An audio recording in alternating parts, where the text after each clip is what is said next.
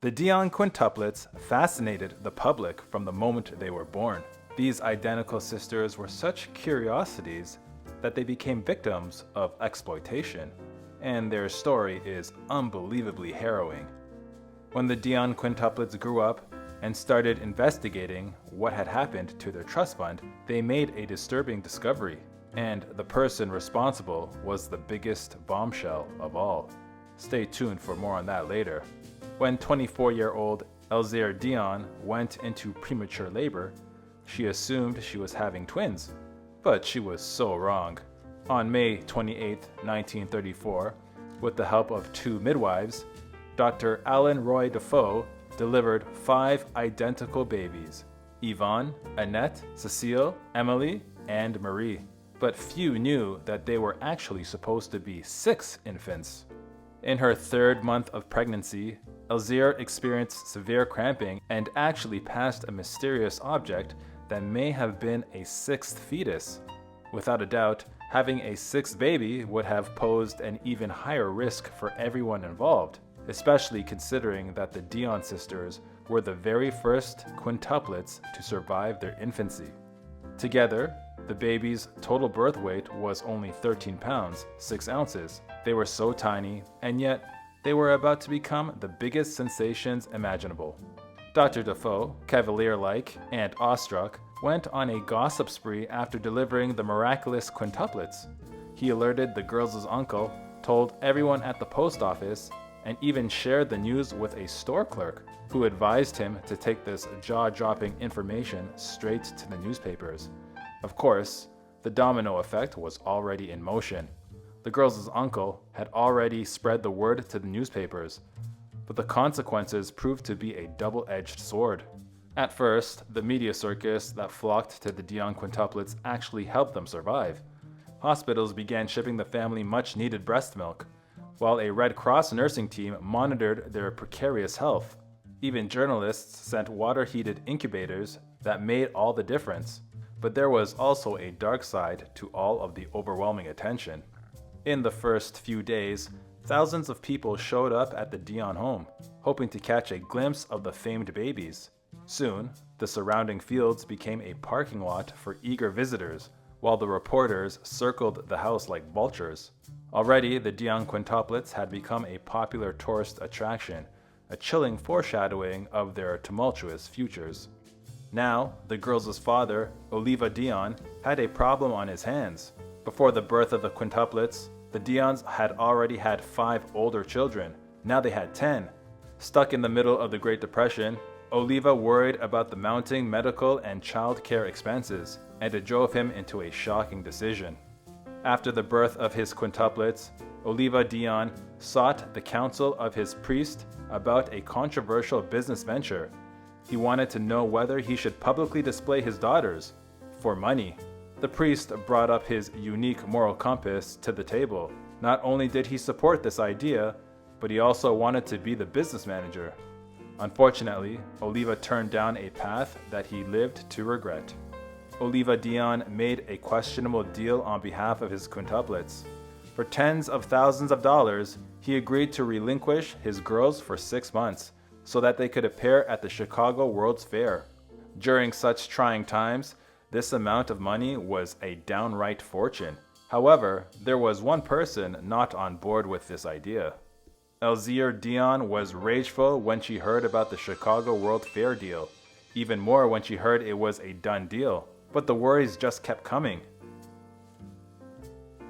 As the quintuplets' futures hung in the balance, their health also took a distressing turn. They began to lose weight, and Dr. Defoe insisted on isolating the babies in a separate room. The Dion family faced fears they'd never felt before, but it was the quintuplets who paid the ultimate price. Though Oliva and Elzire tried to get out of the agreement made with the Chicago promoters, it was already too late. In an effort to protect the girls for a while longer, they came up with a temporary solution. The Dions signed over custody of the quintuplets to the Red Cross for 2 years. It was still a huge sacrifice, but at least the girls would be provided for and, most importantly, shielded from the nefarious contract. It was a messy situation, But sadly, this wouldn't be Oliva and Elzier's last parental mishap. The Dions just couldn't resist the limelight, and the very next year, Oliva and Elzier advertised themselves as the parents of the world-famous babies. They even traveled to Chicago and took to the stage. For the premiere of Ontario, Mitchell Hepburn, the Dion's vaudeville sensibilities, raised some serious red flags, which caused him to spring into action. When Oliva and Elzier decided to use their babies for clout, they faced some serious consequences. Their little trip to Chicago gave Premier Mitchell Hepburn an excellent excuse to extend the quintuplets' guardianship. He claimed that the babies needed to be saved from exploitation and even changed the law to do so. The Dionne Quintuplet Act ensured that the girls remained wards of the crown until they turned 18. But in an awful twist, this only made the quintuplets easier to exploit.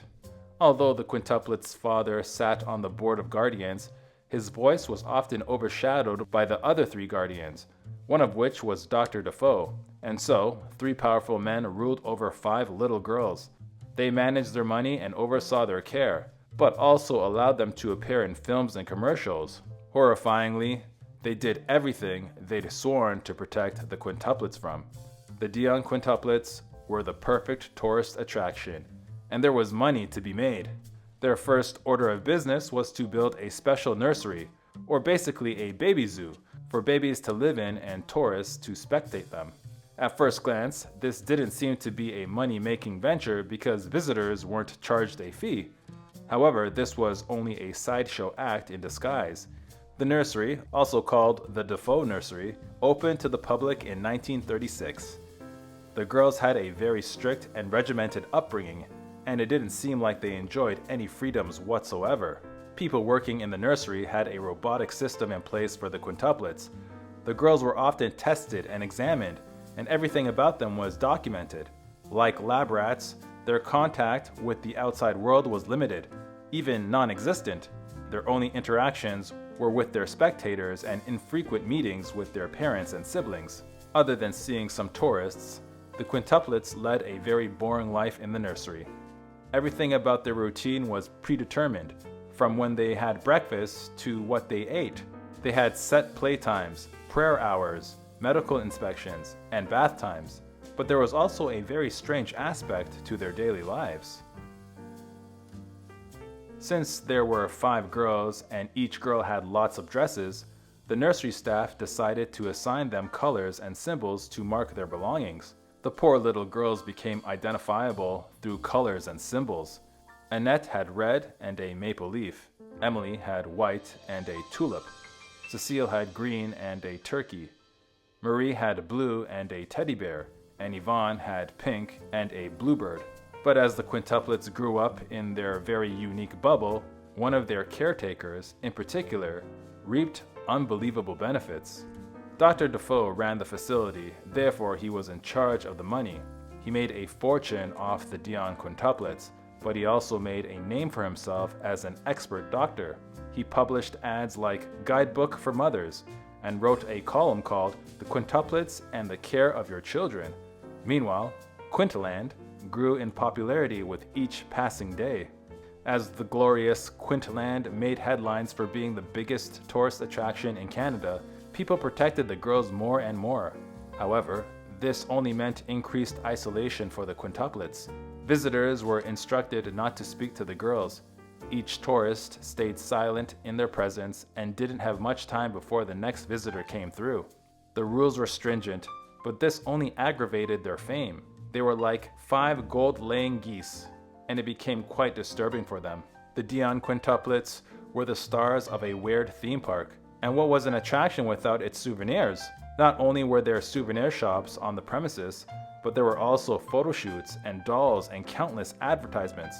The girls' face could be found on bottles of ketchup or Palmolive soap, but that wasn't all. Near the nursery, the staff placed bins with stones in them because people believed that the stones would increase their chances of fertility. Meanwhile, the quintuplets' father, Oliva Dion, was their fertility king himself and enjoyed constant attention. Women often touched him as though he was some holy relic, in the hopes that their own fertility would skyrocket. The place was chaotic in many ways, and yet, shockingly, the girls were actually quite happy. Maybe it was because Dr. Defoe brainwashed them or they didn't know anything different, but the quintuplets actually enjoyed their lives at Quintland. As they later put it, those were the happiest, least complicated years of our lives. However, in 1943, their 9-year run in the nursery came to an end, and a fresh nightmare began.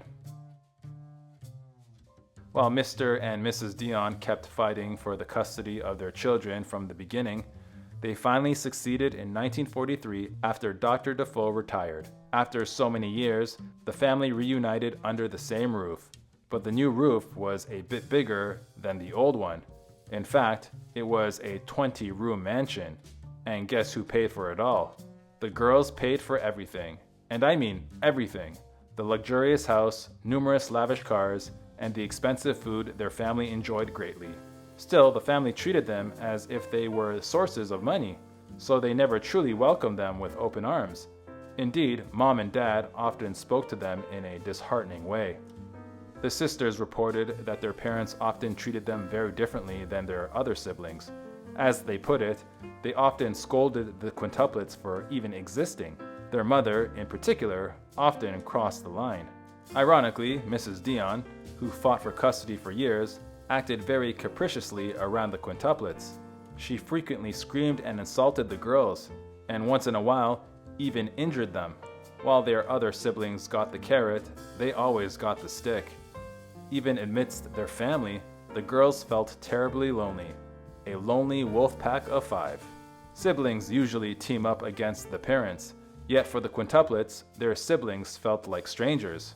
Not only did they distance themselves from the children they hadn't seen for 9 years, but they struggled to connect with them.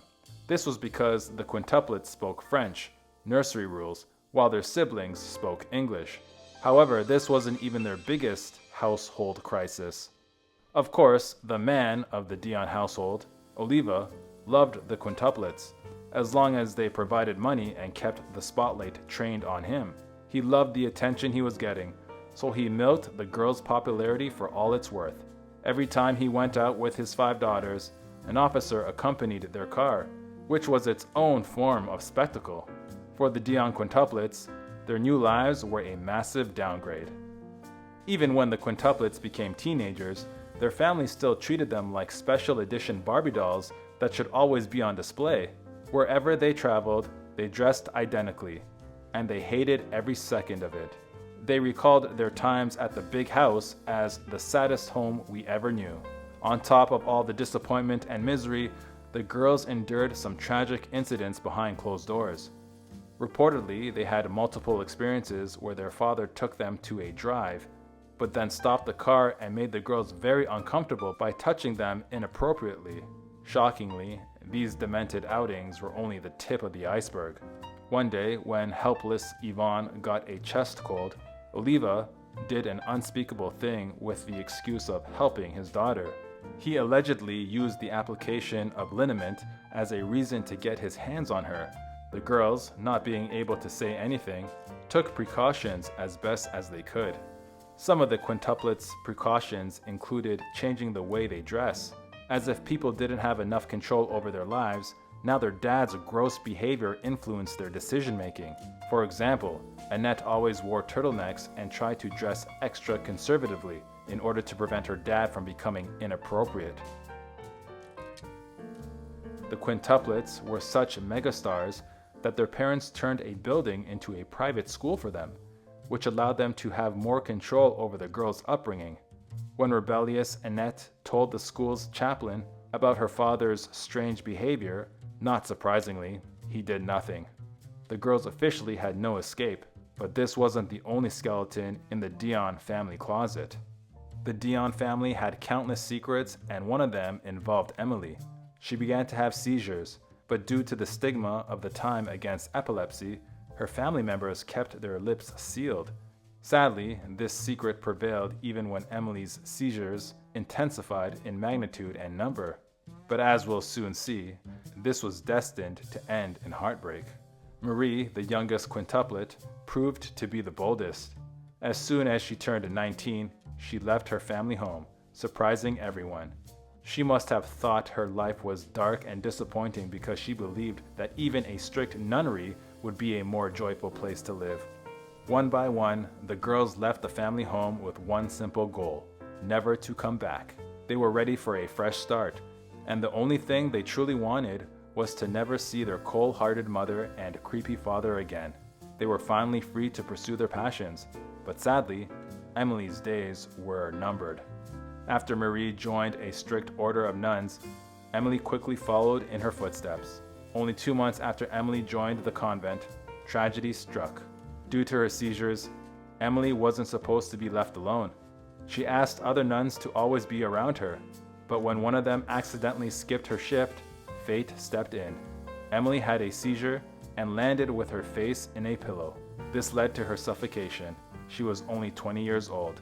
This sudden loss changed the girls' lives forever. On the day of Emily's funeral, the remaining quintuplets experienced a life-altering moment. The media asked the girls to pose together for press photos and countless articles about their lost sibling. This was it for them. Since there weren't 5 of them anymore, the media craze and the exhausting fame would be over. They were right, at least for a while. When people asked Cécile about her sister Emily, she said that her demise was a sort of release from their roller coaster lives. After the nightmarish incident, the 4 girls moved to Montreal, far away from their family and the public craze. All they needed was each other, and they proved that no amount of grief could tear them apart. One great thing about being identical quintuplets was that they always had their sisters by their side, no matter what. So when they moved to Montreal, Yvonne and Cécile went to nursing school together, whereas Annette and Marie became roommates at university.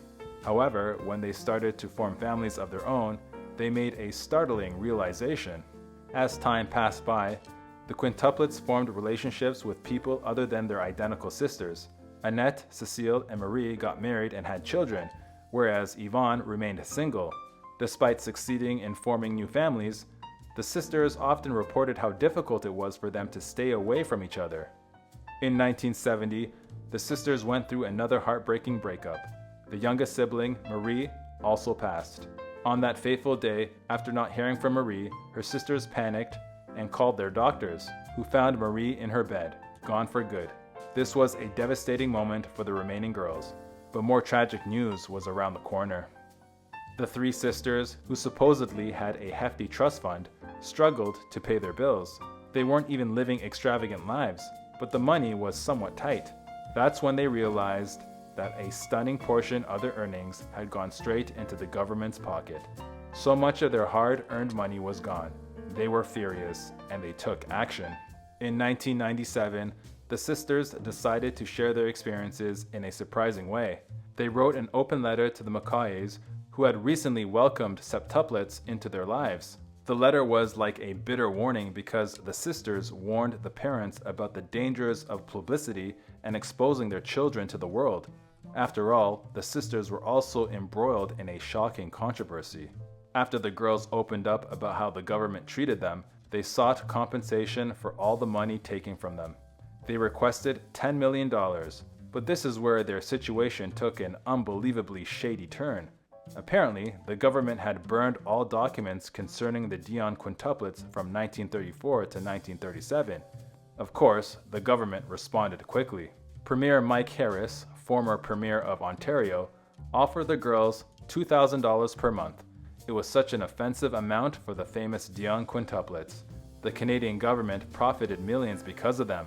The girls were furious, so they publicly denied the money and ran straight to the press. Eventually, the government, tails between their legs, offered the girls $2, then $3 million. The sisters turned down these numbers but finally settled on $4 million, as well as a thorough analysis of their trust funds. On top of that, the premier made an official public apology on behalf of the government. After staying silent for decades, the sisters finally won control of their narrative. In 2001, the remaining quintuplets ceased to be a party of 3. The firstborn, Yvonne, who spent her life as a sculptor and librarian, also passed. Now, the majority of the quintuplets live together on the other side, while the two surviving sisters, Annette and Cecile, still live in Montreal. Thanks for watching History Exposé. If you love uncovering the best stories in history, hit like and subscribe to keep exploring with us. Don't forget to visit our main page, Factinate, for more incredible facts about everything.